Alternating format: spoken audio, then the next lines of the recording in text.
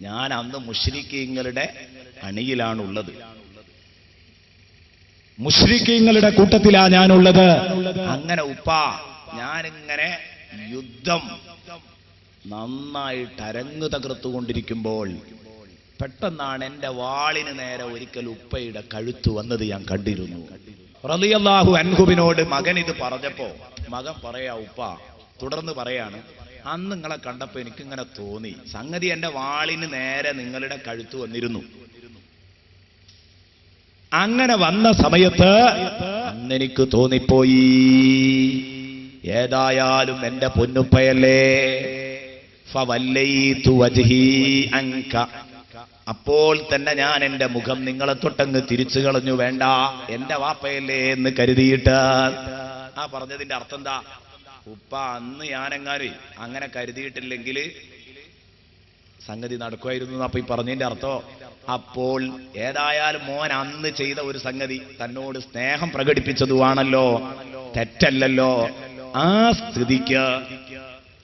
സ്ഥിതിക്ക് ഈ പ്രയോഗത്തെ എന്ത് ചെയ്യാമായിരുന്നു? പിന്തുണച്ചു പോകാമായിരുന്നു. പക്ഷേ അത് ചെയ്തില്ല. ബഹുമാനപ്പെട്ട സിദ്ദീഖുൽ അക്ബർ റളിയല്ലാഹു അൻഹു തിരിച്ചു ചോദിച്ചത്രേ, മോനെ അങ്ങനെ ഒരു സംഗതി നടന്നോ?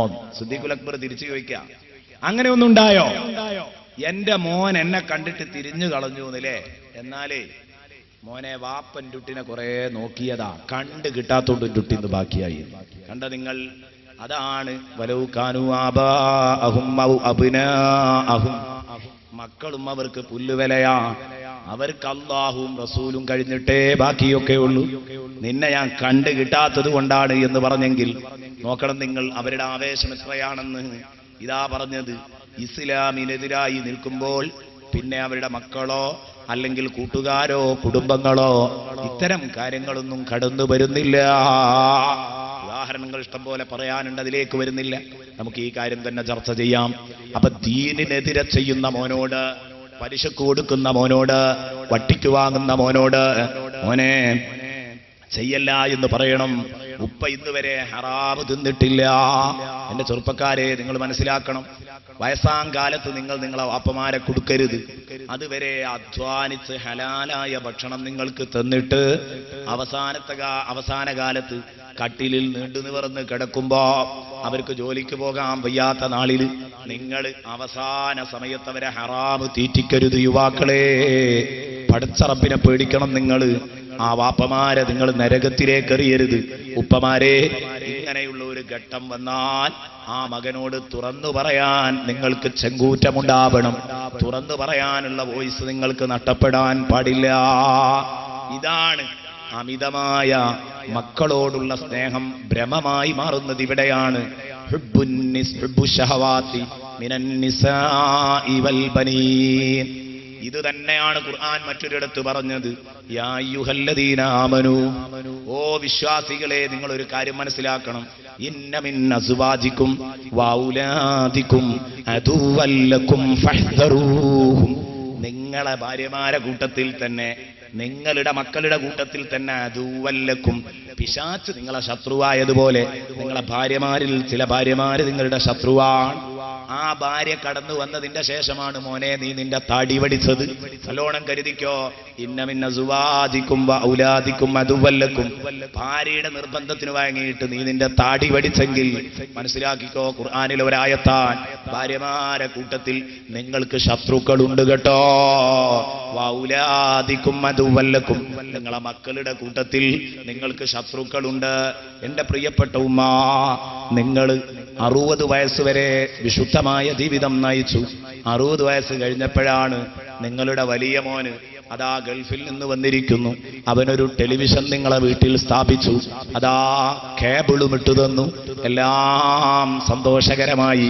ഇനി നിങ്ങളങ്ങനെ നുണഞ്ഞുകൊണ്ടിരിക്കുകയാണ് അശ്ലീലങ്ങൾ. 60 വയസ്സ് വരെ തഖ്വ കീപ്പ് ചെയ്ത് ജീവിച്ച ഒരു ഉമ്മ 60ാമത്തെ വയസ്സിൽ ഇത് തകർക്കുന്നത് ഈ ബോധമില്ലാത്ത മോനാണ്. അല്ല പറയുന്നു, ഇന്നമിൻ അസുവാജിക്കും വൗലഹാദിക്കും അദുവല്ലക്കും, നിങ്ങളെ ഭാര്യമാരിലും മക്കളിലുമൊക്കെ നിങ്ങൾക്ക് ചില ശത്രുക്കളുണ്ട് കേട്ടോ. അവർ നിങ്ങളുടെ തഖ്വ തകർക്കും കേട്ടോ. അവർ നിങ്ങളുടെ സലാമത്തിന്റെ കവാടങ്ങൾ കൊട്ടിയടക്കും കേട്ടോ.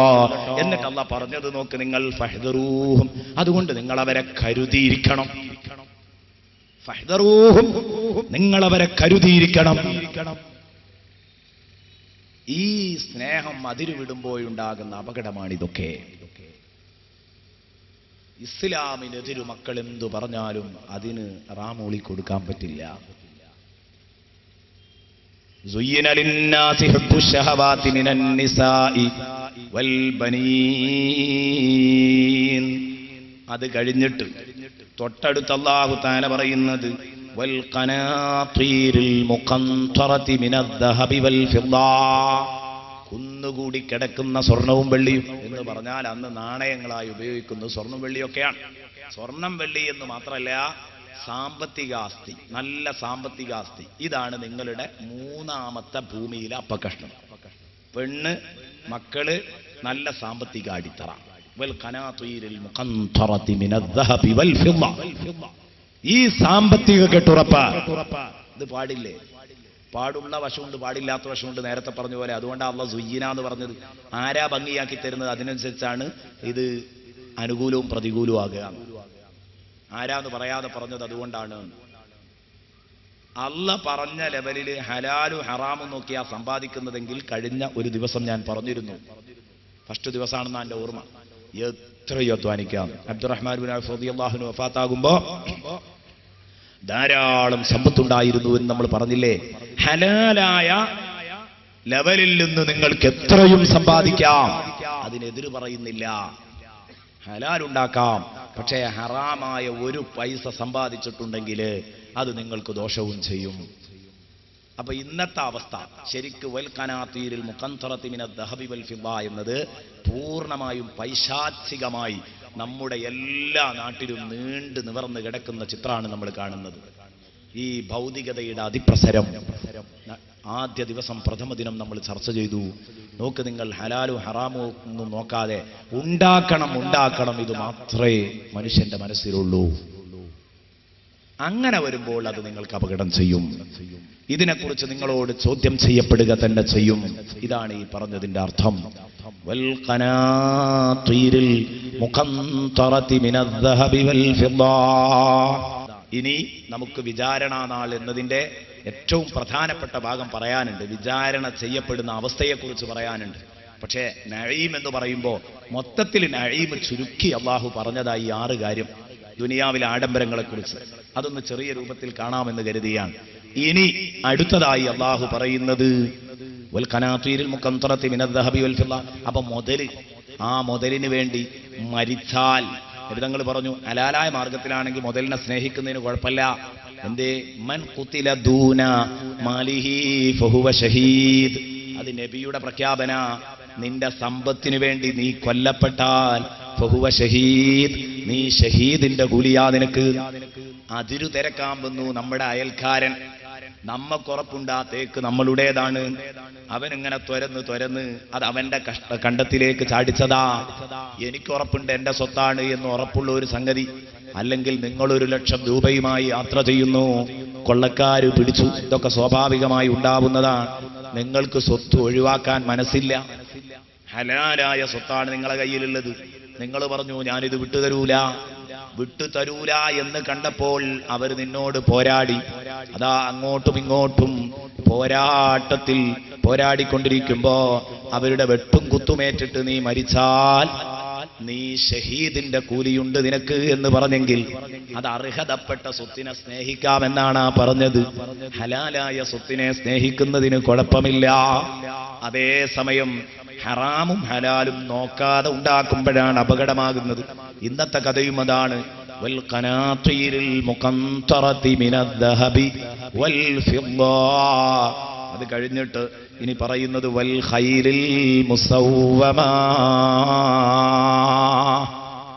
വൽ ഖൈലിൽ മുസവ്വമ വൽ ഖൈലിൽ മുസവ്വമ, അടയാളം വെക്കപ്പെട്ട കുതിരകൾ എന്ന് പറഞ്ഞാൽ മേത്തരം കുതിരകൾ, വാഹനങ്ങൾ, അടിപൊളി വാഹനങ്ങൾ. ഈ കാലഘട്ടത്തിലേക്ക്, എല്ലാ കാലഘട്ടത്തിലേക്കും ഖുർആൻ പ്രസക്തമാണല്ലോ എന്നും. വൽ ഖൈലിൽ മുസവ്വമ എന്ന് പറഞ്ഞാൽ അടിപൊളി വാഹനങ്ങളോടുള്ള ഭ്രമം, അത് നിങ്ങൾക്ക് അപകടമാണ്. എന്നാലോ അതും അള്ളാഹു അനുവദിച്ച ഒരു രൂപമുണ്ട്. ഞാൻ നേരത്തെ പറഞ്ഞു സുയ്യിന എന്ന് പറഞ്ഞാൽ തുടങ്ങിയത്.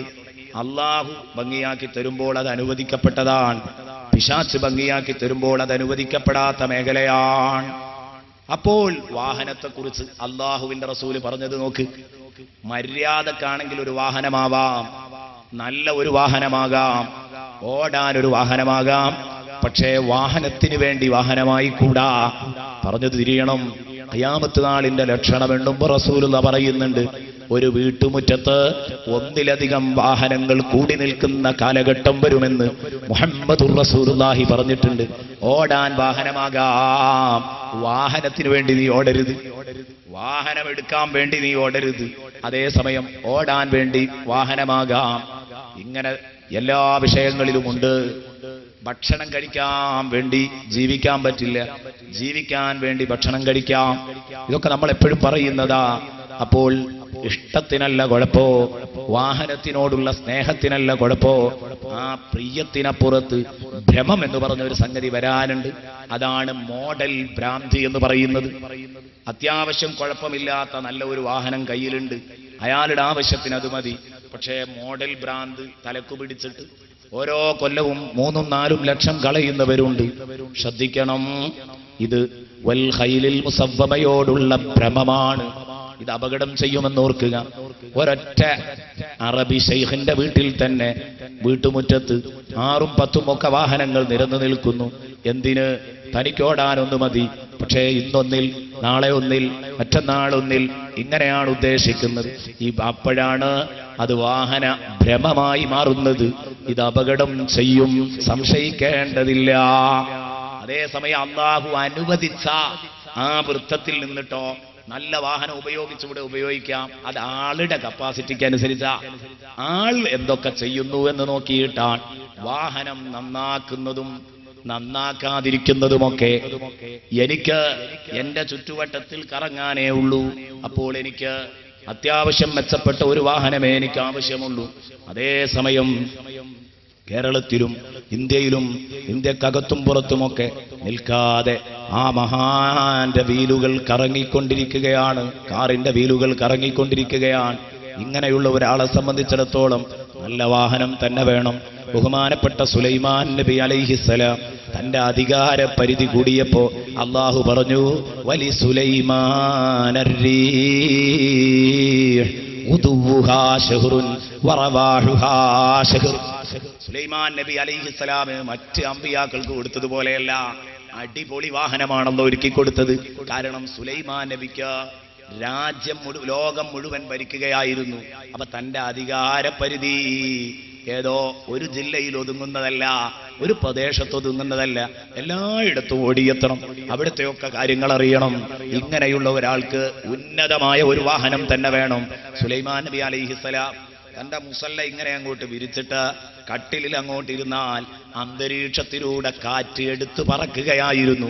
പ്ലെയിൻ കണ്ടുപിടിച്ചിട്ടില്ലാത്ത കാലഘട്ടത്തില് ബഹുമാനപ്പെട്ട സുലൈമാൻ നബി അലൈഹിസ്സലാം തുറന്ന വാഹനത്തിൽ യാത്ര ചെയ്യുമ്പോ തന്റെ ശരീരത്തിന് അതിൻ്റെതായ പ്രതികൂല സാഹചര്യങ്ങളൊന്നും ഉണ്ടായിരുന്നില്ല.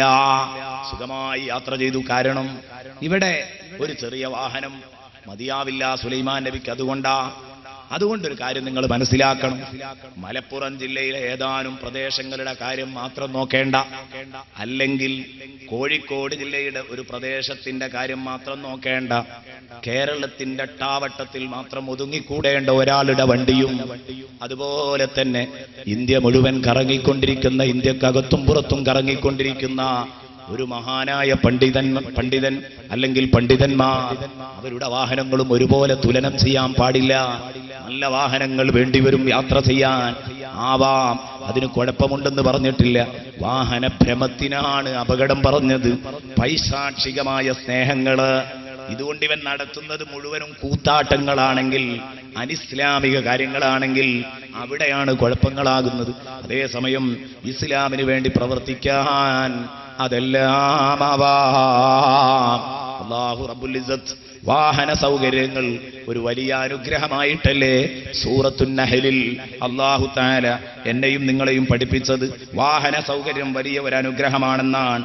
വൽ ഖൈല വൽ ബിഗാല വൽ ഹമീറ ലിതർകബൂഹാ വസീന വയഖ്ലുഖു മാ ലാ തഅലമൂൻ.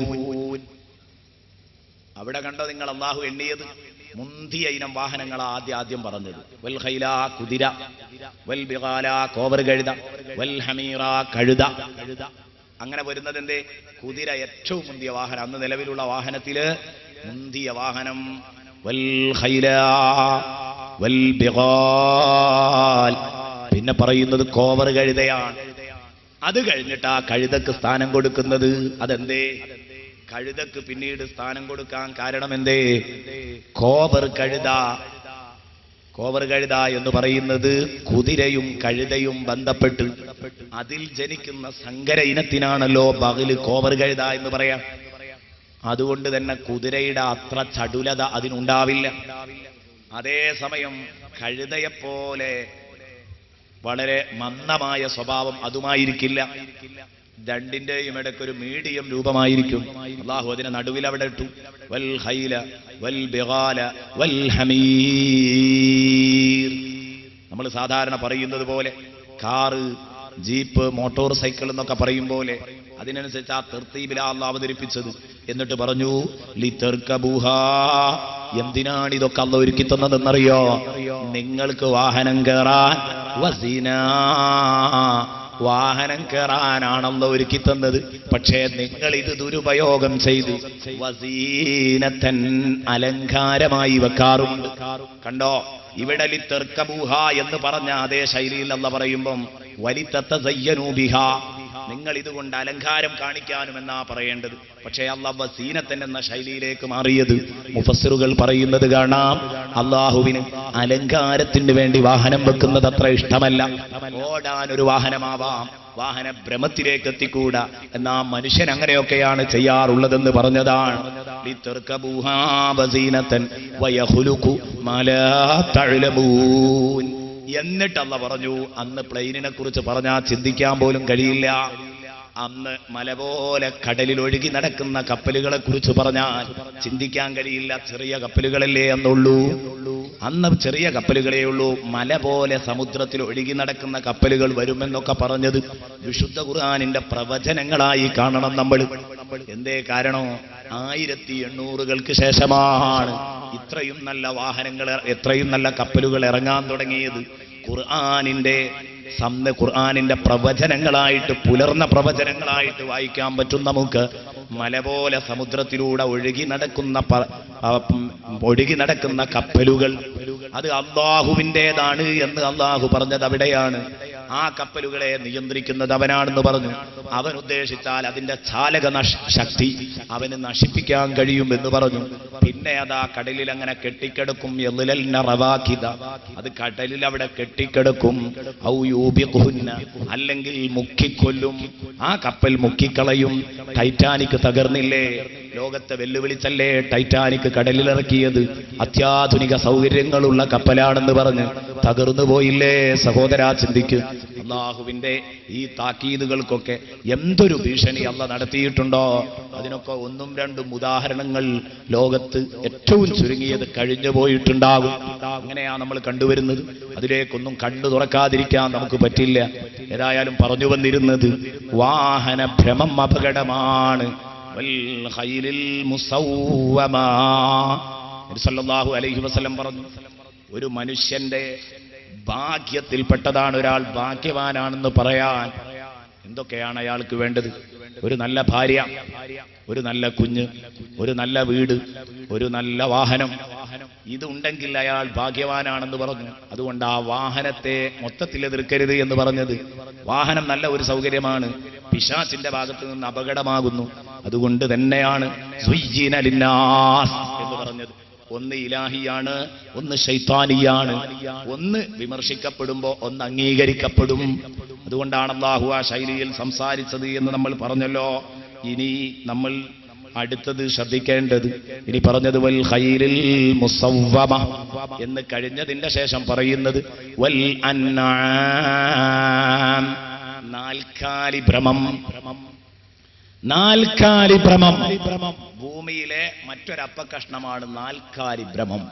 ഷഹവാത്തിന്റെ കൂട്ടത്തിൽപ്പെട്ട ഒന്നാണ് നാൽക്കാലി ഭ്രമം. നാൽക്കാലികളെ വളർത്തൽ അപകടമാണോ? അതാ ഞാൻ പറഞ്ഞതിലൊക്കെ ഹൈറും ഷെറും ഉണ്ട്. അപ്പൊ എല്ലാവരും സമ്മതിക്കുമല്ലോ നാൽക്കാലികളെ വളർത്തൽ ഹൈറാണ്. ഇതിലൊക്കെ ഹൈറും ഷെറും ഉണ്ട്. അതുകൊണ്ടാണ് ഇസ്മായിലുൽ ഹഖി അങ്ങനെ പറഞ്ഞത്. ആ വിശദീകരണം ആദ്യം കേൾപ്പിച്ചത്. അപ്പൊ നാൽക്കാലികളെ പോറ്റാം, പക്ഷേ നാൽക്കാലി ഭ്രമാകരുത് ആവശ്യമില്ലാതെ. ആ ഭ്രമത്തിന് ഉദാഹരണം പറയാൻ പറ്റിയത് ഏതാണ്? വല്ല അനാമി, നാൽക്കാലി ഭ്രമത്തിന് ഉദാഹരണം പറയാൻ പറ്റിയത് കാളപ്പൂട്ട് കമ്പക്കാരായ കുറെ ആജ്യന്മാരുണ്ട്. കോടിക്കണക്കിന് ഉറുപ്പ്യ ചെലവഴിച്ചിട്ട് കാളമാരെങ്ങനെ പോറ്റുന്ന ഒരു കാര്യമില്ലാതെ. അതിന് തിന്നാൻ കൊടുക്കാൻ തന്നെ ഓരോ മാസത്തിൽ 10,000, 25,000, 30,000 വേണം.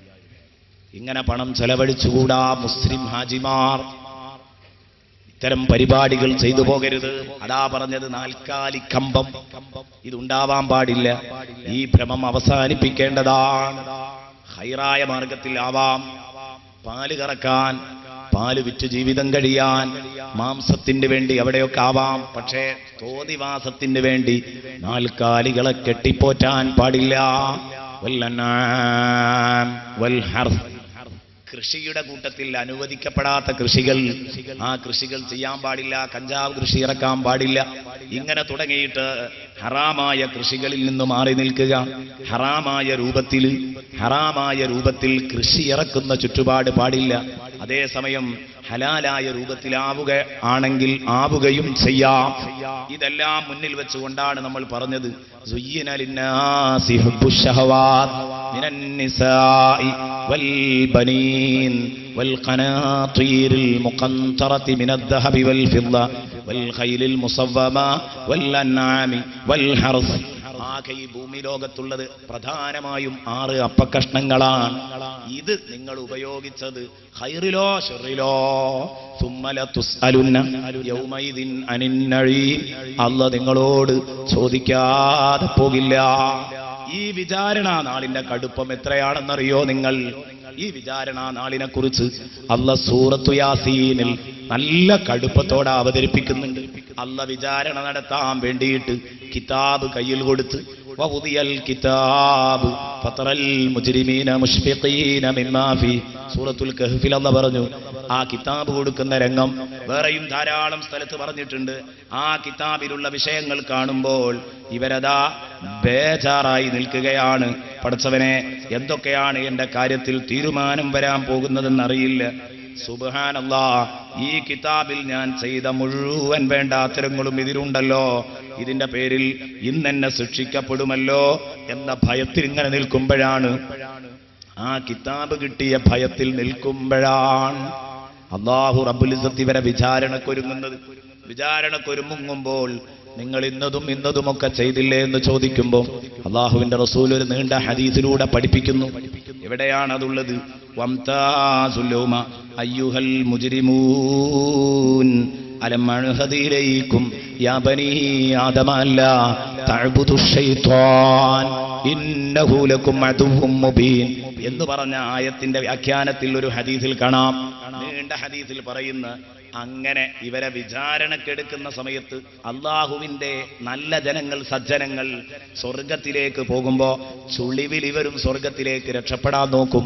അപ്പോഴാണ് ഈ ആട്ടിൽ വരുന്നത് വംതാസുൽ യൗമ അയ്യുഹൽ മുജ്രിമൂൻ. ഹലോ കുറ്റവാളികളെ, നിങ്ങൾ വേറിട്ടു നിൽക്കണം. അവിടുന്ന് ദൂരത്തേക്ക് മാറി നിൽക്ക. ഇതെന്റെ വിശ്വാസികൾക്കുള്ള അവസരമാണ്. അവർ സ്വർഗത്തിലേക്ക് കടന്നു പോകുന്നത് കണ്ട് അതിന്റെ പിന്നാലെ പോകണ്ട.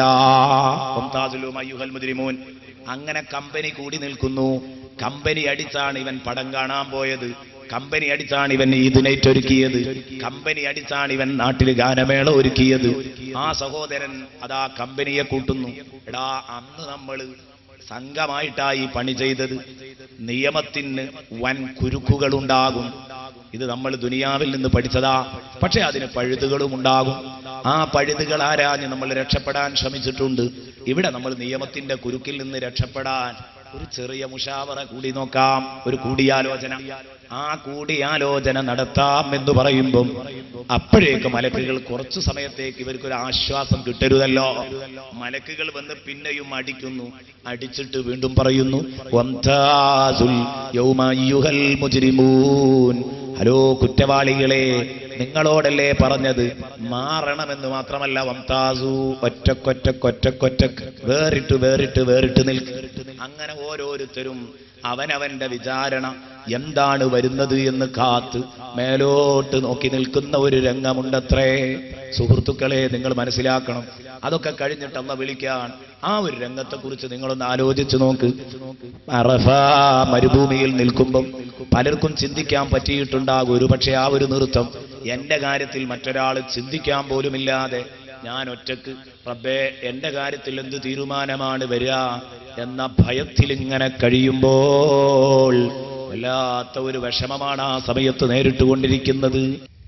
ഹിസാബിന് വേണ്ടി നാളെ പടച്ച റബ്ബിന്റെ മുമ്പിൽ നിൽക്കുമ്പോൾ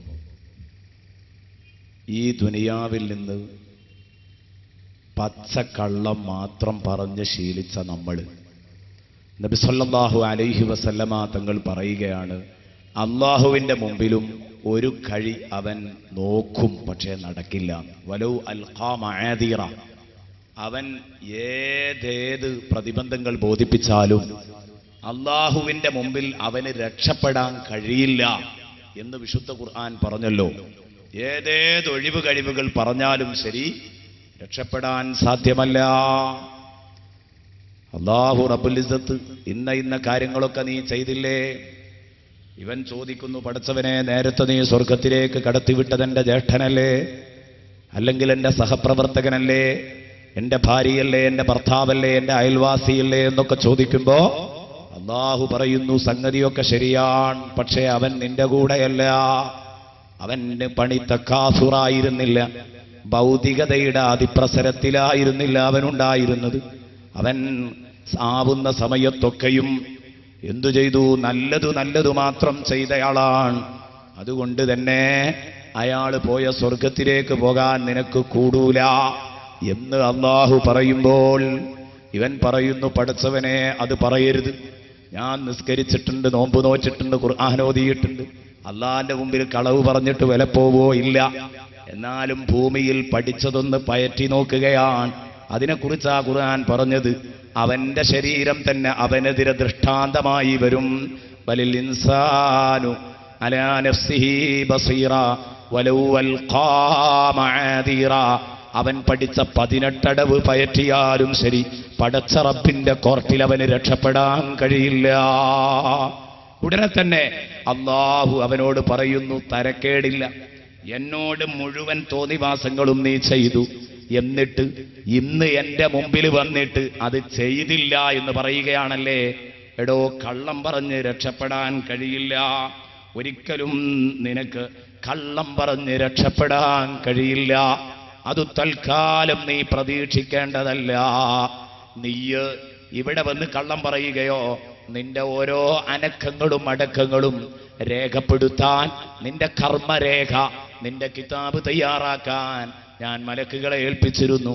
മലക്കുകളെ വിളിച്ചിട്ടല്ല പറയുന്നു, ഓ മലക്കുകളെ, ഇവന്റെ കർമ്മരേഖ ഹാജരാക്കൂ.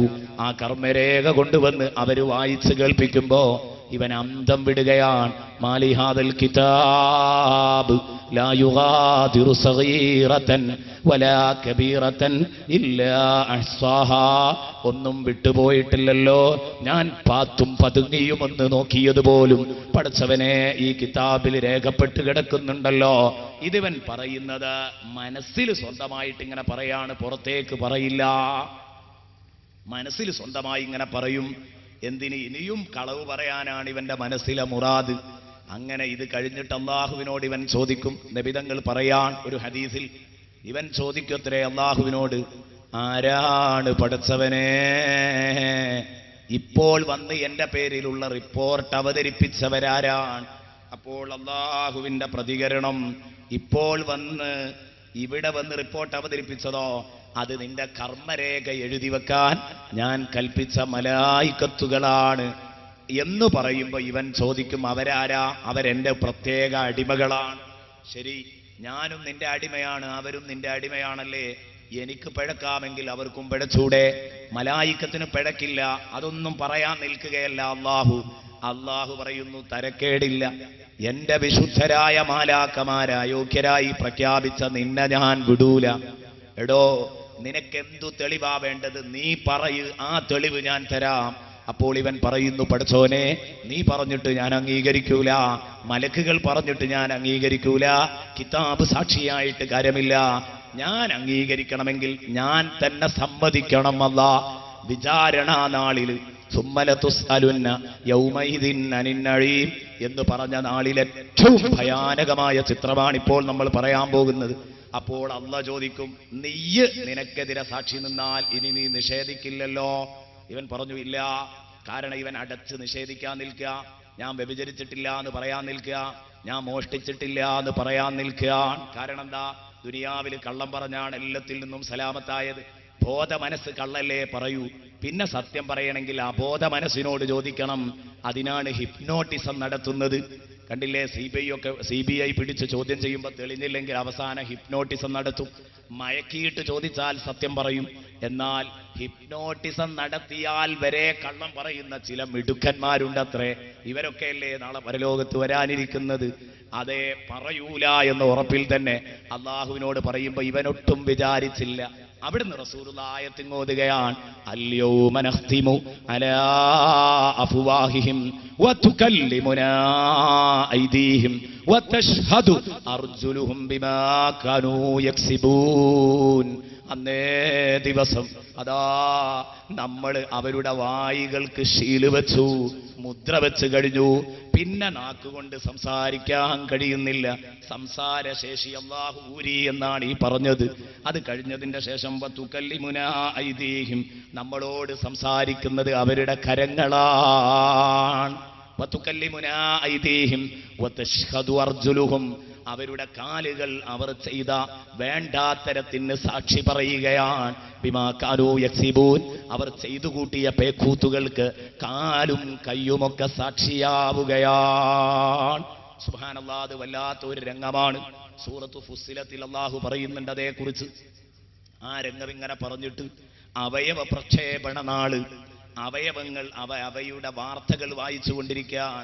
സൂറത്തു യാസീനിൽ കയ്യും കാലും എന്ന് പറഞ്ഞു. അവിടെ ഷഹിദ അലൈഹിം സംഉഹും വഅബ്സാറുഹും എന്ന് പറഞ്ഞിട്ട് വേറെ ഒരു പ്രയോഗം. കാതും കണ്ണും അവർക്കെതിരെ സാക്ഷി പറയും എന്നല്ല, വജുലൂദുഹും, അവരുടെ ചർമ്മങ്ങളാകെ എന്ന് പറഞ്ഞാൽ അവയവങ്ങൾ മൊത്തം പ്രക്ഷേപണം നടത്തുകയാണ്. ആ അവയവ പ്രക്ഷേപണ നാളിൽ ഇവനെ മാനം കെടുക്കുമ്പോൾ സഹോദരാ ചിന്തിക്ക്, ഇവൻ കയ്യും കാലും ഇങ്ങനെ പറയുന്നു, ഞാൻ ഇന്നയാളെ തല്ലിയിട്ടുണ്ട്, ഇന്നയാളുടെ മുതൽ മോഷ്ടിച്ചത് ഞാനാണ്. ഇതൊക്കെ പറഞ്ഞുകൊണ്ടിരിക്കുമ്പോൾ ഇവൻ കയ്യിനോട് ചോദിക്കുകയാണ്, കാലിനോട് ചോദിക്കുകയാണ്, ഇതൊട്ടും പ്രതീക്ഷിച്ചതല്ലല്ലോ. ലിമ ഷഹിത്തും അലൈനാ, എന്തിനാണോ നിങ്ങൾ നമ്മളെ വഷളാക്കിയത്? നിങ്ങൾ നമ്മൾക്കെതിരെ നിൽക്കേണ്ടിയിരുന്നോ? നരകത്തിലേക്ക് പിടിച്ചെറിയുമ്പം എന്നെയും നിങ്ങളെയും കൂടെയല്ലേ എറിയാനുള്ളത് എന്ന് സ്വന്തം കാലിനോടും കയ്യിനോടും പറയുമ്പോൾ കാലും കയ്യും പറയുന്നു, ഇവിടെ വന്ന് വായാടിയാകാനല്ല പറഞ്ഞത്, ദുനിയാവിൽ ശ്രദ്ധിക്കേണ്ടിയിരുന്നു. അന്തകനല്ലാഹുല്ലദീ അന്തക കുല്ല ശൈ, എല്ലാ വസ്തുക്കൾക്കും സംസാരശേഷി കൊടുത്തവനാരാണോ അവൻ എന്നോട് സംസാരിക്കാൻ പറഞ്ഞാൽ ഞാൻ സംസാരിക്കുകയല്ലാതെ എന്ത് ചെയ്യും? നാക്കേ, എന്നെ പോലെ ഒരു അവയവമാ നീ, നിനക്കല്ല സംസാരശേഷി തന്നു, ഇവിടെ വെച്ച് എനിക്കല്ല സംസാരശേഷി തന്നു. കാല് പറയുന്നു, കയ്യ് പറയുന്നു. എന്നാൽ ഇതിലേറ്റവും വലിയ ഒരു രംഗം റസൂലുള്ളാഹി ചോദിക്കുകയാണ് സദസ്സിനോട്, അല്ല പ്രിയപ്പെട്ട കൂട്ടുകാരെ, നിങ്ങൾക്കറിയോ അതദറൂന മാ ഹുവ അവ്വലു മാ യബ്ദഉൽ കലാം, അവിടെ വെച്ച് സംസാരം ഔദ്യോഗികമായി തുടങ്ങുന്ന അവയവം ഏതാണെന്ന് നിങ്ങൾക്കറിയോ? ആദ്യം സംസാരിക്കുക ഏതാണ്? സ്വഹാബ ഇത് കേട്ടപ്പം ഞെട്ടി വിറച്ചുകൊണ്ട് പറഞ്ഞു, നബിയെ അറിയില്ല. ആരാ ആദ്യം സംസാരിക്കുക? തലയാണോ, മൂക്കാണോ, ചെവിയാണോ, കണ്ണാണോ, കയ്യാണോ, കാലാണോ? സൂറത്ത് യാസീനിൽ നോക്കുമ്പോൾ ഓർഡർ പ്രകാരം കയ്യാണെന്ന് തോന്നും. എന്നാൽ അത് മറ്റൊരായത്തിലേക്ക് വരുമ്പോൾ ശരിയാണെന്ന് തോന്നും. അപ്പോൾ അതൊന്നും ഓർഡറല്ല. പിന്നെ ഏതാണ് അത് മുത്തുനബി തന്നെ പറഞ്ഞു തരണം. അവർ പറഞ്ഞു അല്ലാഹു വറസൂലുഹു അലം. അപ്പോഴാണ് ഹബീബ് പറയുന്നത് അസ്ലു ഫഖിദിക്കും അസ്ലു ഫഖിദിക്കും അസ്ലു ഫഖിദിക്കും, നിങ്ങളുടെ തുടക്കുറ്റിയാണ് കേട്ടോ ആദ്യമായിട്ട് അവയവ പ്രക്ഷേപണം തുടങ്ങുന്നത്.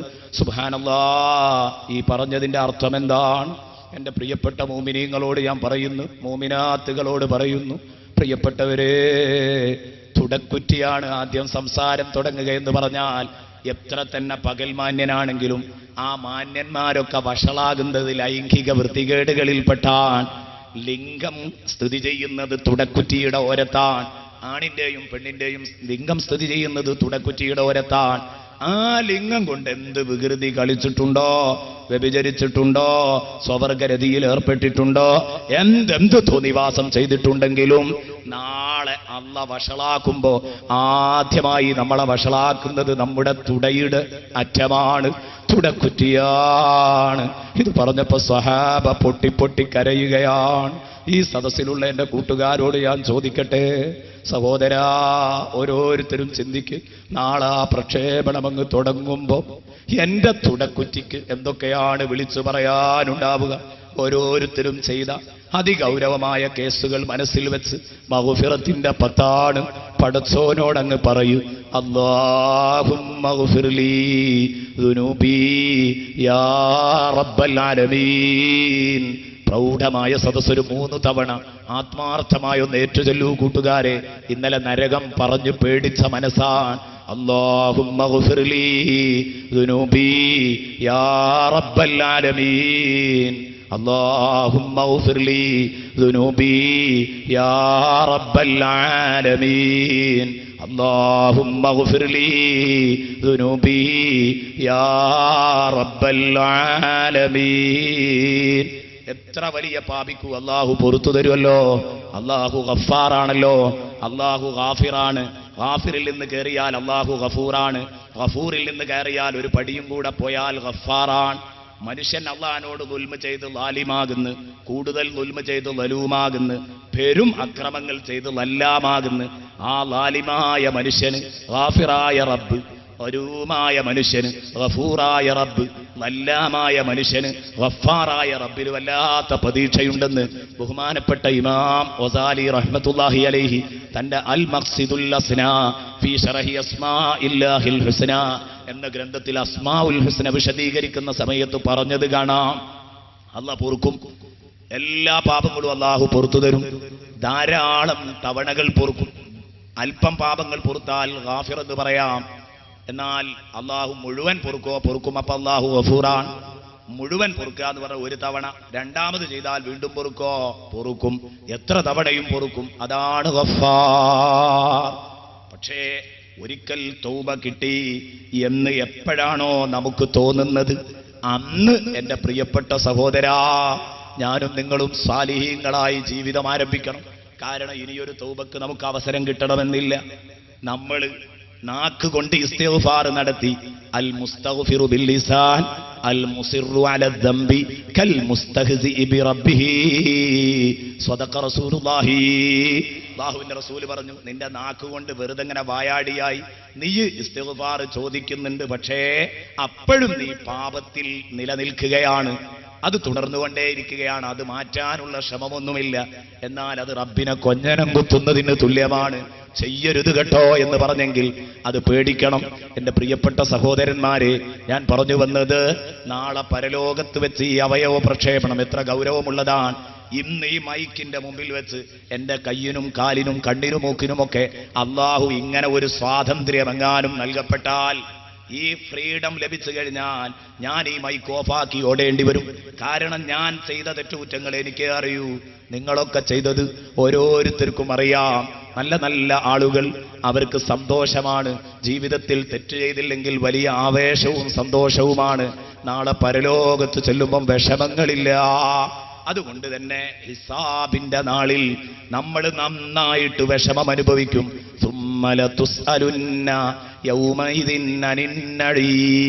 ഇങ്ങനെ ഒഴിവുകഴിവുകളൊക്കെ പറഞ്ഞിട്ടും രക്ഷപ്പെടാതെ അവൻ അതാ അവിടെ മശ്റയിൽ ഇങ്ങനെ അന്തിച്ചു നിൽക്കുമ്പോ അല്ല പറയാണ് മലക്കുകളോട്, ഇനി എന്താ നോക്കുന്നത്? ഖുദൂഹു ഫഗുല്ലൂഹു സുമ്മൽ ജഹീമ സ്വല്ലൂ. പിടിയവനെ ചങ്ങലയിൽ കോർത്ത് കെട്ടി നരകത്തിലേക്ക് എറിയൂ. സുബ്ഹാനല്ലാഹ്.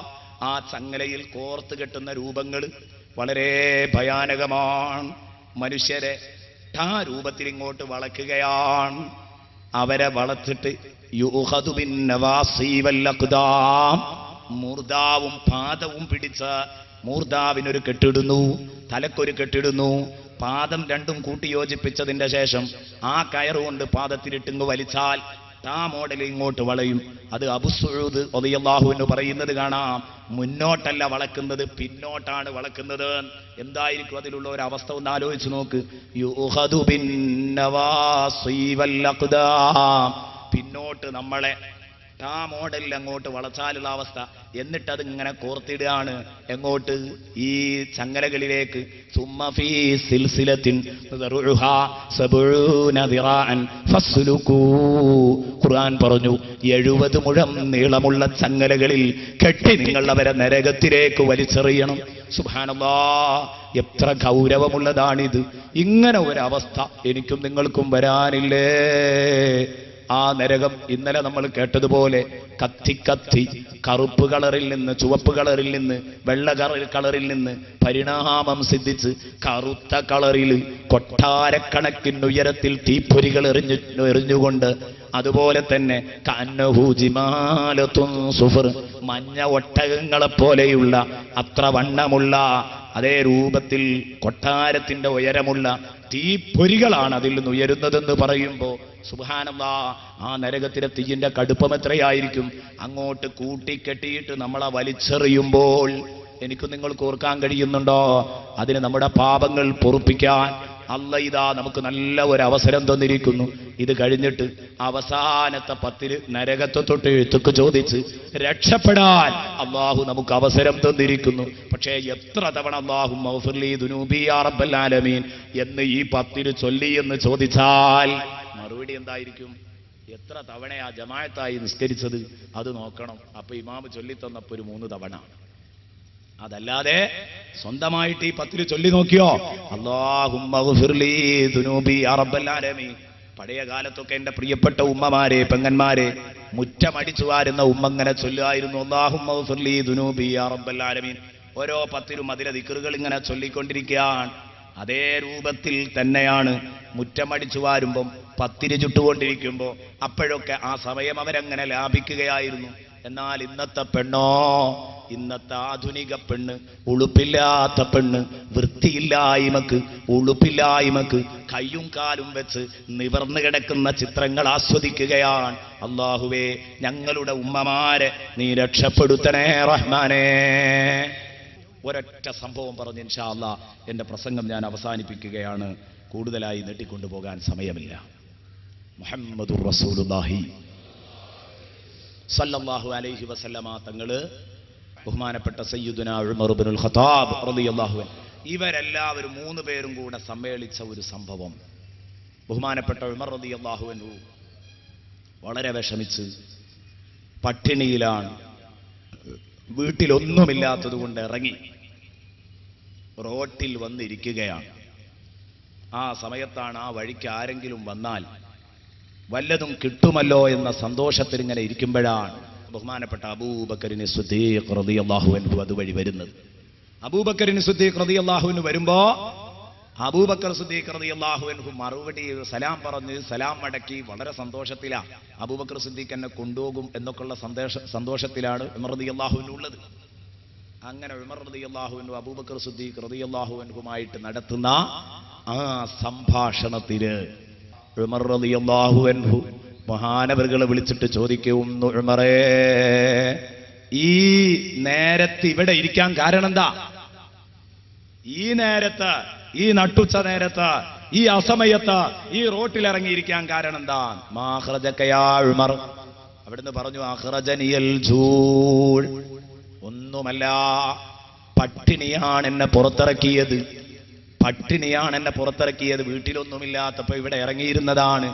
ബഹുമാനപ്പെട്ട സിദ്ദീഖുൽ അക്ബറിന്റെ മറുപടി, അഖ്റജനി അല്ലദീ അഖ്റജക യാ ഉമർ. ഉമറേ, നെയ്യ് പുറത്തിറങ്ങിയ സാഹചര്യം എന്താണോ അതുതന്നെയാണ് എന്നെയും വീട്ടിൽ നിന്ന് പുറത്തിറക്കിയത്. സുബ്ഹാനല്ലാഹ്. രണ്ടുപേരും ഇനി പട്ടിണി കഥ പറഞ്ഞിരിക്കുകയല്ലാതെ എന്ത് ചെയ്യും? അങ്ങനെ ആ പട്ടിണി കഥയും പറഞ്ഞ് അവരവിടെ ഇരിക്കുന്ന സമയത്താണ് റസൂലുള്ളാഹി തങ്ങൾ മൂന്നാമനായ ആ വഴിക്ക് വരുന്നത്. റസൂലുള്ളാഹിനെ കണ്ടപ്പോൾ ഇവര് പട്ടിണിയെല്ലാം മറന്നു. അള്ളാഹുവിന്റെ റസൂല് ചോദിച്ചു, മാ ഖറജകുമാ, എന്തേ രണ്ടാളും ഇന്നേരത്തിവിടെ? മറുപടി പറഞ്ഞു, നബിയെ, വിശപ്പ് കൊണ്ടാണ്. ഹബീബിന്റെ മറുപടി, അന്ന് ജീവിക്കുന്ന മൂന്ന് നേതാക്കന്മാരുടെ അവസ്ഥ, അഖ്റജനിയല്ലദീ അഖ്റജകുമാ, നിങ്ങൾ രണ്ടാളും പുറത്തിറങ്ങിയ കാരണം എന്താണോ അത് തന്നെയാണ് കേട്ടോ എന്നെയും പുറത്തിറക്കിയത്. ഇത് കേട്ടപ്പോ വല്ലാതെ വിഷമിച്ചു പോയി. മുത്തുനബിയും ഇതുപോലെ പട്ടിണിയിലാണ്. അവിടുന്ന് നബി പറഞ്ഞു, വിശക്കുന്നുണ്ടെന്ന് പറഞ്ഞ് ഇവിടെ നിന്നാ പറ്റോ? റസൂലുള്ള എല്ലാവരുടെയും പ്രശ്നങ്ങൾക്ക് പരിഹാരം കാണുന്നയാളാണ്. എന്തു വിഷമമുണ്ടെങ്കിലും ശരി, നോക്ക് നിങ്ങൾ, ആ റസൂലുള്ളാഹിയുടെ പേരമക്കൾ, നമ്മുടെ നേതാക്കന്മാര്, അവർക്ക് എന്തെന്ത് വിഷമങ്ങളുണ്ടെങ്കിലും നമ്മളെ ആശീർവദിക്കാൻ അവരിവിടെ എത്തി.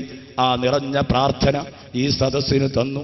പഠിച്ചവനെ, എത്ര സുഖമില്ലെങ്കിലും ഈ സദസ്സിന് വേണ്ടി വളരെ ആത്മാർത്ഥമായി ദുആ ചെയ്ത ഞങ്ങളുടെ നേതാവിന് നീ ദീർഘായുസ് കൊടുക്കണേ അല്ലാ, നീ ദീർഘായുസ് കൊടുക്കണേ അല്ലാ. ഇനിയും ഒരുപാട് നാൾ ഞങ്ങൾക്ക് നേതൃത്വം നൽകാനുള്ള മഹാഭാഗ്യം നൽകണേ റഹ്മാനെ.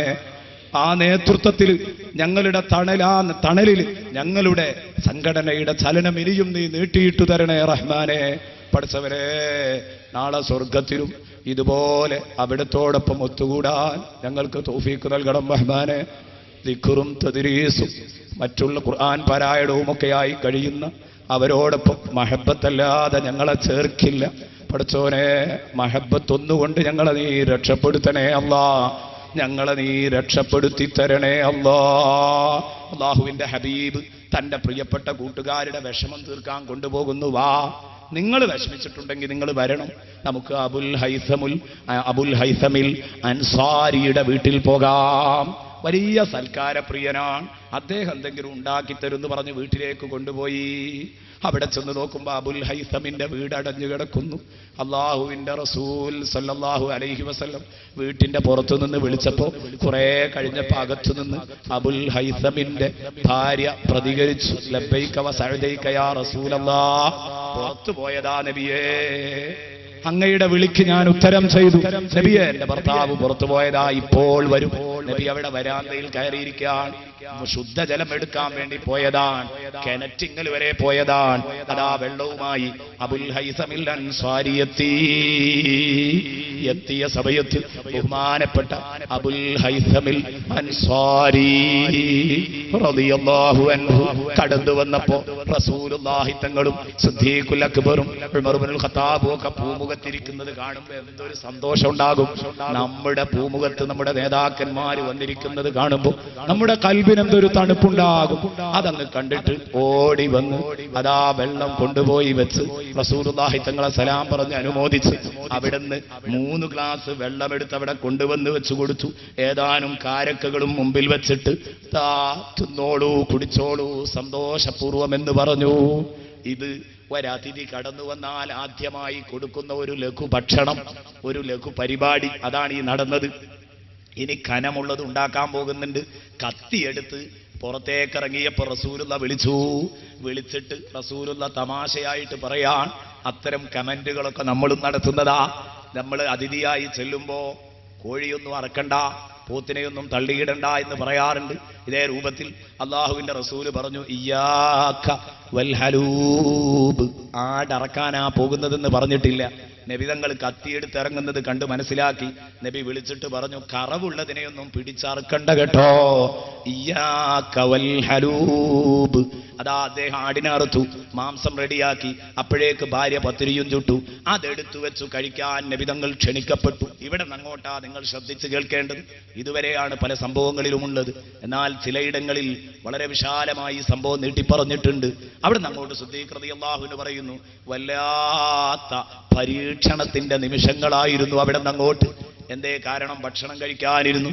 പൊന്നാര നബി തങ്ങൾ ഭക്ഷണത്തിലേക്ക് കൈ നീട്ടുന്നില്ല. നബി എടുക്കാതെ എങ്ങനെ ഞങ്ങൾക്ക് എടുക്കാൻ പറ്റുമോ? പറ്റൂലല്ലോ. കാരണം യാ അയ്യുഹല്ലദീന ആമനു ലാ തുഖദ്ദിമു ബൈന യദയില്ലാഹി വറസൂലി, അല്ലാഹുവിനെയും റസൂലിനെയും നിങ്ങൾ ഓവർടേക്ക് ചെയ്യരുതെന്നല്ലേ മുസ്ലിമീങ്ങളോടുള്ള കൽപ്പന. ലാ തുഖദ്ദിമു, നിങ്ങൾ മറികടക്കാൻ പാടില്ല എന്നല്ലേ മുസ്ലിമീങ്ങളോട് പറഞ്ഞത്. അത് ഭക്ഷണം കഴിക്കുന്നിടത്ത്, അത് നടക്കുന്നിടത്ത്. അതുകൊണ്ടാണ് ഇസ്മായിലുൽ ഹഖി പറഞ്ഞത്, സാദാത്തീങ്ങളുടെ കൂടെ നടക്കുമ്പോൾ, ആലിമീങ്ങളുടെ കൂടെ നടക്കുമ്പോൾ, ഉസ്താദുമാരുടെ കൂടെ നടക്കുമ്പോൾ അവരെ പിന്നിൽ നടക്കണം. അവർ ഭക്ഷണം കഴിക്കാൻ തുടങ്ങിയതിന്റെ ശേഷമേ തുടങ്ങാവൂ. ഇങ്ങനെയൊക്കെ ആ ആയത്ത് വിശദീകരിച്ചുകൊണ്ട് പറയുന്നത് കാണാം. ഞാൻ പറഞ്ഞു വന്നത്, എൻ്റെ പ്രിയപ്പെട്ട സഹോദരാ, റസൂലുള്ള എടുക്കാതെ ഞങ്ങൾക്ക് എടുക്കാൻ വയ്യ എന്ന് റളിയല്ലാഹു അൻഹു പറയുന്നു. കുറെ കഴിഞ്ഞപ്പോ അല്ലാഹുവിന്റെ റസൂല് പാത്രത്തിലേക്ക് കൈ നീട്ടുന്നു. അപ്പൊ ഒരു വല്ലാത്ത പ്രതീക്ഷ. ഇല്ല, ഇപ്പൊ കിട്ടും, എടുക്കാനാകും, കഴിക്കാനാകും, അത്രയും വിശന്നിട്ടുണ്ട്. പക്ഷേ നബി ഒരു പത്തിരി മൊത്താ എടുത്തത്. അത് കണ്ടതോടുകൂടെ മനസ്സിലാക്കി സംഗതി തിന്നാനല്ല, മറ്റെന്തോ പുറപ്പാടാണെന്ന് അതോടുകൂടെ ബോധ്യപ്പെട്ടു. കാരണം നബി ഒരു പിച്ചലേ എടുക്കൂ തിന്നാനാണെങ്കിൽ. കാരണം നബി അദബുള്ള തീറ്റയാണ്, നബി സല്ലല്ലാഹു അലൈഹി വസല്ലം തങ്ങളുടെ തീറ്റ. മറ്റേതൊക്കെ നമ്മളുടെ സംസ്കാരം, 2 പൊറാട്ടയ്ക്ക് ഒരൊറ്റ വെപ്പിന്, അതൊക്കെ നമ്മളെ സംസ്കാരം. അള്ളാഹുവിന്റെ റസൂൽ അതൊന്നും ചെയ്യൂല, കഷ്ണം പൊട്ടിച്ചിട്ടേ തിന്നു. അങ്ങനെ അത് മനസ്സിലാക്കി ഞങ്ങൾ അപ്പോൾ തന്നെ നബി തങ്ങളതാ 2 കഷ്ണം ഇറച്ചിയെടുത്ത് ഈ പത്തിരിയുടെ നടുക്ക് വെച്ചത് ചുരുട്ടിപ്പിടിച്ച് എഴുന്നേറ്റ് പോകുന്നു. എങ്ങോട്ടാണെന്ന് പറഞ്ഞിട്ടില്ല, എവിടം വരെയാണെന്ന് പറഞ്ഞിട്ടില്ല, എന്തിനാണെന്ന് പറഞ്ഞിട്ടില്ല, എപ്പോഴാ വരിക എന്ന് പറഞ്ഞിട്ടില്ല. ഞങ്ങൾ അക്ഷമരായി കാത്തിരിക്കുകയാണ്. ഞങ്ങൾ അവിടെ തന്നെ കാത്തിരിക്കുകയാണ്. നബി വന്നിട്ടേ ഭക്ഷണം കഴിക്കൂ. കണ്ടോ നിങ്ങൾ, ബഹുമാനപ്പെട്ട റസൂലുള്ളാഹി സ്വല്ലല്ലാഹു അലൈഹി വസല്ലമ തങ്ങള് അതാ കൂടുതൽ വൈകാതെ തിരിച്ചു വരുന്നു. എന്തൊരു ഹാപ്പിയാണ്, നല്ല സന്തോഷമാണ് ആ മുഖത്ത്. വന്നു, പത്തിരി എടുത്തിട്ട് കൊടുക്കുന്നു, കഴിക്കാൻ പറയുന്നു. അപ്പൊ സിദ്ദീഖ് ഉമർ റളിയല്ലാഹു അൻഹു പറഞ്ഞു, നബിയെ എന്തായാലും ഞാനിത് നിങ്ങളോട് ചോദിക്കും, ഇങ്ങനെയൊക്കെ ഞങ്ങളുടെ ക്ഷമ പരിശോധിക്കേണ്ടിയിരുന്നോ? അങ്ങനെ ഭക്ഷണമൊക്കെ കഴിഞ്ഞതിന്റെ ശേഷം അവിടെ ആ വീട്ടുകാർക്ക് വേണ്ടി ഞങ്ങൾ ബറക്കത്തിന് പ്രാർത്ഥിച്ചു. അതും കൂടെ സംഭവത്തിലുണ്ട്. ബറക്കത്തിന് വേണ്ടി പ്രാർത്ഥിച്ചു പോരുമ്പോ ഞാൻ റസൂലുള്ളാഹിന്റെ ചാരത്തേക്ക് ഒട്ടി നിന്നിട്ട് ചോദിച്ചു, നബിയെ ഇങ്ങനെയൊക്കെ ക്ഷമ പരിശോധിക്കേണ്ടിയിരുന്നോ? അള്ളാഹുവിന്റെ ഹബീബ് അവിടെ നിന്ന് തിരിഞ്ഞു നിന്നിട്ട് എന്റെയും സിദ്ദീഖിന്റെയും തോളിലേക്ക് കൈവച്ചിട്ട് പറഞ്ഞു, ഓ സിദ്ദീഖേ, ഓ ഉമറേ, ഞാൻ നിങ്ങളെ വല്ലാതെ കഷ്ടപ്പെടുത്തിയല്ലേ. ഞാൻ അതിൽ നിന്ന് ആ പത്തിരി എടുത്തത് എനിക്ക് തിന്നാൻ വേണ്ടിയാ. കൈ നീട്ടുമ്പോ, പക്ഷേ ആ പാത്രത്തിലേക്ക് കൈ നീട്ടുമ്പോ എനിക്കൊരു ഉൾവിളിയുണ്ടായി, അല്ലയോ റസൂലേ, നിങ്ങൾ ഭക്ഷണം കഴിച്ചിട്ട് ഒരു നാളെ ആയുള്ളൂ, ശരിയാണ്. പക്ഷേ ഫാത്തിമ നിങ്ങളുടെ പൊന്നാര കരളിന്റെ കഷ്ണമാണെന്ന് നിങ്ങൾ പറയുന്ന പൊന്നുമോള് ഭക്ഷണം കഴിച്ചിട്ട് 2-3 നാളായി നബിയേ എന്ന് പറഞ്ഞപ്പോ ഈ വീട്ടുകാരന്റെ സമ്മതം മോഹിച്ചുകൊണ്ട് ഞാൻ അതിൽ നിന്ന്, എന്റെ ഊഴത്തിൽ നിന്ന് ഒരു പത്തിരിയും 2 കഷ്ണം മാംസവും എന്റെ മോൾക്ക് കൊണ്ടുപോയി കൊടുക്കാൻ പോയതാണ്. അത് ഞാൻ അവൾക്ക് ബിസ്മി ചൊല്ലി കൊടുത്തു. അവൾ അത് സ്വീകരിച്ചു. അത് കഴിച്ച് കണ്ട സന്തോഷത്തിലാ ഞാൻ തിരിച്ചു വരുന്നത്. ഞാൻ അറിയാതെ ചെയ്തു പോയതാണ്. ഒരു വാത്സല്യം തുളുമ്പുന്ന ഒരു ഉപ്പയുടെ സ്നേഹപ്രകടനങ്ങളാ നിങ്ങൾ കണ്ടത്. ഞാൻ മനഃപൂർവ്വം ചെയ്തതല്ല. ഏതായാലും ഞാൻ നിങ്ങളോട് വലിയ അക്രമമല്ലേ ചെയ്തത്. ഒരുപാട് നേരം നിങ്ങളെ ഭക്ഷണത്തിന്റെ മുമ്പിൽ ഇരുത്തിയില്ലേ, എന്നാൽ ഞാൻ എപ്പോഴാ വരിക എന്ന് പറഞ്ഞില്ല, എന്നാൽ നിങ്ങൾ കഴിച്ചോ എന്ന് അനുവാദവും നൽകിയില്ല. അതുകൊണ്ട് നിങ്ങൾ എന്നോട് പൊരുത്തപ്പെടണമെന്ന് പറയാൻ നബി തങ്ങൾക്കൊരു വിഷമവുമില്ല. വലിയ വലിയ മനുഷ്യന്മാരെങ്ങനെയാണ്. അത് പറഞ്ഞപ്പോൾ സിദ്ദീഖുൽ അക്ബർ റളിയല്ലാഹു അൻഹു, ഉമർ റളിയല്ലാഹു അൻഹു അവിടുത്തെ കാൽക്കൽ വീണിട്ട് പറഞ്ഞു, അഫ്വൻ യാ റസൂലല്ലാഹ്, നബിയേ മാപ്പാക്കണം നബിയേ, മാപ്പാക്കണം നബിയേ, ഞങ്ങൾ അങ്ങനെ പറഞ്ഞതല്ല നബിയേ. അങ്ങയുടെ പൊന്നുമോൾ ഇത്ര വലിയ പട്ടിണിയിലാണെന്ന് ഞങ്ങൾ അറിഞ്ഞിട്ടില്ലായിരുന്നു നബി. ഞങ്ങൾ വിഷമിപ്പിച്ചതിന് നിങ്ങൾ ഞങ്ങളോട് പൊരുത്തപ്പെടണം, ഇത് ചോദിച്ചതിന് പൊരുത്തപ്പെടണം എന്ന് പറഞ്ഞപ്പോൾ റസൂലുള്ളാഹി പറയുന്നു, സഹാബ, നമുക്ക് അങ്ങോട്ടും ഇങ്ങോട്ടും ഒക്കെ മറക്കാം, അതൊന്നുമല്ല വിഷയം. ഞാൻ ചോദിക്കട്ടെ, ഇന്ന് നിങ്ങൾ വയറു നിറയെ ഭക്ഷണം കഴിച്ചോ? അതേ, കഴിച്ചു എന്ന് പറയുമ്പോൾ റസൂലുള്ളാഹി പറയാൻ, ആ ഭക്ഷണം കഴിച്ചപ്പോ നിങ്ങൾ സൂറത്തു തകാസുറിന്റെ അവസാനത്തെ ആയത്തിനെ കുറിച്ച് ഓർത്തിരുന്നോ? സുമ്മ ലതുസ്അലുന്ന യൗമഇദിൻ അനിൻ നഈം. പിന്നെ നിങ്ങൾ സുഖിച്ചു പോയ ആഡംബരങ്ങളെ കുറിച്ച് ചോദ്യം ചെയ്യപ്പെടും. ഈ തിന്ന ഭക്ഷണത്തിന് നാളെ ഹിസാബ് ഉണ്ടാകും ഓർത്തിരുന്നോ? അപ്പോഴേക്ക് ബഹുമാനപ്പെട്ട സിദ്ദീഖുൽ അക്ബർ റളിയല്ലാഹു അൻഹു പറഞ്ഞു, നബിയെ ഇത്രയും വിഷന്ന സമയത്ത് ഒരു നല്ല ഭക്ഷണം കിട്ടിയപ്പോൾ അങ്ങ് കഴിച്ചു, ശരിയാണ്, ഇതിന് ഹിസാബ് ഉണ്ടെങ്കിൽ ഈ ഭക്ഷണം എൻ്റെ വയറ്റിൽ വേണ്ട എന്ന് പറഞ്ഞ് പലപ്പോഴും അങ്ങനെ ഛർദ്ദിച്ചൊഴിവാക്കിയതാ സിദ്ദീഖ് റളിയല്ലാഹുവിനു. കയ്യ് വായിലേക്ക് ഇടുന്ന സമയത്ത് നബി തങ്ങൾ പറഞ്ഞു, സിദ്ദീഖേ അപകടങ്ങളൊന്നും ഉണ്ടാക്കരുത്. അതാ നമ്മൾ നേരത്തെ പറഞ്ഞു, ഭക്ഷണം കഴിക്കാൻ പറ്റൂല എന്നില്ല, വാഹനം ഉണ്ടാകാൻ പറ്റൂല എന്നില്ല, വീടുണ്ടാകാൻ പറ്റൂല എന്നില്ല. നല്ല വീടാവാം, നല്ല ഭക്ഷണമാകാം, നല്ല വെള്ളമാവാം, അതിനൊന്നും ഒരു കുഴപ്പമില്ല. പിന്നെന്താ, അള്ളാഹുവിനെ ഓർത്ത് ജീവിക്കണം, അള്ളാഹുവിനെ മറന്നുകൊണ്ട് ജീവിക്കരുത്. റസൂലുള്ള പറഞ്ഞു, ഇതേ അള്ളാഹുവിന് ഇഷ്ടപ്പെട്ട കാര്യങ്ങൾ ചെയ്ത് ചോദ്യം എളുപ്പാക്കണം. ആ ചോദ്യം എളുപ്പാക്കാൻ ഞാൻ നിങ്ങൾക്കൊരു ഫോർമുല പറഞ്ഞു തരാം. ഏറ്റവും എളുപ്പമുള്ള ഒരു മാർഗം എന്താ? നിങ്ങൾ ഭക്ഷണം കഴിച്ച് നിൽക്കുമ്പോൾ അൽഹംദുലില്ലാ, ആ ഭക്ഷണം തന്ന അള്ളാഹുവിനോട് മനസ്സറിഞ്ഞൊന്ന് പറയണം കേട്ടോ. ഞാൻ ഈ സദസ്സിനോട് പറയുന്നത് ഇന്ന് മുതൽ എന്നും നിങ്ങൾ പറയുന്നതായിരിക്കും സാധാരണക്കാർ. 2ാം ക്ലാസ്സിൽ നിന്ന് പഠിച്ചു വെച്ചതാണല്ലോ ഇതൊക്കെ. എന്നാൽ പലപ്പോഴും ഇതൊക്കെ പരീക്ഷയ്ക്ക് പൂരിപ്പിക്കാനുള്ള ദിക്റുകളായിട്ടാണ് നമ്മളിൽ നിലനിൽക്കാറുള്ളത്. ഭക്ഷണം കഴിച്ച് നിൽക്കുമ്പോൾ ഡാഷ് ചൊല്ലണം എന്ന് പറയുമ്പോൾ അൽഹംദുലില്ലാ ചൊല്ലണം എന്ന് എഴുതി കൊടുക്കും. ഭക്ഷണം കഴിച്ച് നിൽക്കുമ്പോൾ പലരും പറയാറില്ല, എന്നാ ചൊല്ലണം അൽഹംദുലില്ലാ. ഓ, ആത്മാർത്ഥമായി ചൊല്ലണം, ഖൽബ് തണുത്തു പറയണം. അള്ളാഹു നമ്മെ അനുഗ്രഹിക്കുമാറാവട്ടെ, അള്ളാഹു നമ്മളെ അനുഗ്രഹിക്കുമാറാവട്ടെ. സൂറത്തു തക്കാസുറിന്റെ ചാരത്തുകൂടെ 5 ദിവസം നാം നടത്തിയ ചർച്ച അള്ളാഹു പൊരുത്തപ്പെടുമാറാവട്ടെ, അള്ളാഹു സ്വീകരിക്കുമാറാവട്ടെ. ഭൗതിക അതിപ്രസരത്തിന്റെ കാണാപ്പുറങ്ങളെക്കുറിച്ച് നമ്മൾ ചർച്ച ചെയ്തിരുന്നു. അതിൽ നിന്നൊക്കെ വിട്ടുനിൽക്കാൻ അള്ളാഹു റബ്ബുൽ ഇസ്സത്ത് നമുക്ക് തൗഫീഖ് നൽകുമാറാവട്ടെ, നമുക്ക് തൗഫീഖ് നൽകുമാറാവട്ടെ. ആമീൻ എന്ന് ദുആ ചെയ്തുകൊണ്ട് പ്രിയപ്പെട്ട സഹോദരന്മാരെ, ഈ വേദിയിൽ ബഹുമാനപ്പെട്ട തങ്ങളവറുകൾ ദുആ ചെയ്ത് നമ്മളെ അനുഗ്രഹിച്ചിട്ടുണ്ട്. കുറഞ്ഞ വാക്കുകളിലാണെങ്കിലും ആ ദുആ എല്ലാ ഭാഗങ്ങളിലും എത്തി. എല്ലാം അതിൽ ചോദിച്ചു. അത് മതി നമുക്ക്. അള്ളാഹുവേ, ഞങ്ങൾക്ക് നിന്നോട് പറയാനുള്ളത്, ഞങ്ങളെ സൃഷ്ടിച്ചത് ഞങ്ങൾ പറഞ്ഞിട്ടല്ല, ഞങ്ങളെ മുസ്ലിമാക്കിയത് ഞങ്ങൾ നിന്നോട് പറഞ്ഞിട്ടല്ല. അള്ളാഹുവേ, അർഹമുറാഹിമായ റബ്ബേ, മുത്തുനബിയുടെ ഉമ്മത്തിയാക്കി തന്നത് ഞങ്ങൾ പറഞ്ഞിട്ടല്ല. ഇനി ഞങ്ങൾക്ക് നിന്നോടൊന്ന് ചോദിച്ചു വാങ്ങാനുണ്ട്. നീ ചോദിക്കാതെ ഞങ്ങൾക്ക് കുറേ തന്നു. അവസാനമായി ഞങ്ങളൊന്ന് ചോദിക്കുന്നു റബ്ബേ, ആ മുത്തുനബിയുടെ ഉമ്മത്തിയായി ലാ ഇലാഹ ഇല്ലല്ലാഹ് എന്നുറക്കെ പ്രഖ്യാപിച്ച് മരിക്കാൻ ഞങ്ങൾക്ക് നീ തൗഫീഖ് നൽകണേ അല്ലാ, ഞങ്ങൾക്ക് നീ തൗഫീഖ് നൽകണേ അല്ലാ, ഞങ്ങൾക്ക് നീ തൗഫീഖ് നൽകണേ അല്ലാ. റബ്ബേ, നരകത്തിൽ നിന്ന് ഞങ്ങളെ കാക്കണേ അല്ലാ. ഞങ്ങളുടെ ഉസ്താദുമാർക്കും നേതാക്കന്മാർക്കും സാദാത്യങ്ങൾക്കും നീ ദീർഘായുസ് നൽകണേ അല്ലാ, നീ ദീർഘായുസ് നൽകണേ അല്ലാ. ആമീൻ ബിറഹ്മതിക യാ അർഹമർ റഹീമീൻ. ദുആ വസിയത്തോടെ അസ്സലാമു അലൈക്കും വറഹ്മത്തുള്ളാഹി വബറകാതുഹു.